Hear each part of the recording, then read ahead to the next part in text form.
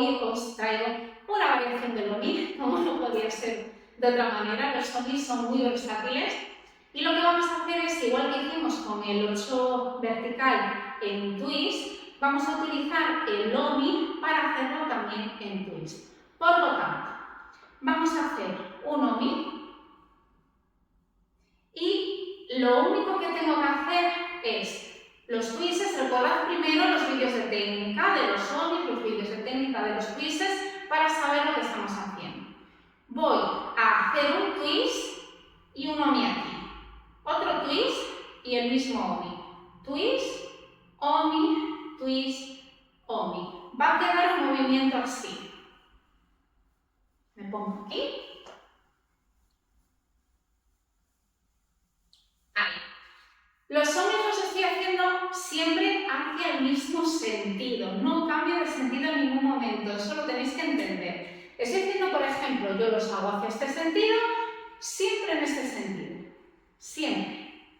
Lo único que hago es hacer uno aquí y otro aquí. Twist, lanzo el omi, me quedo contraída. Twist, lanzo el omi. Twist, lanzo el omi. Twist, lanzo el omi. Siempre en la misma dirección. Importante. Porque no estamos cambiando de dirección, aunque lo parezca. Es un movimiento más sencillo de lo que parece, pero sí es verdad que hay que practicarlo mucho. Porque al estar en twist, ya las rodillas están colocadas de una manera un poco rara y cuesta un poquito más soltar los omis. Pensamos también que los omis los partimos siempre de la contracción, ¿vale? En este movimiento. Cuando estoy en twist, parto de contracción y ya suelto hacia detrás.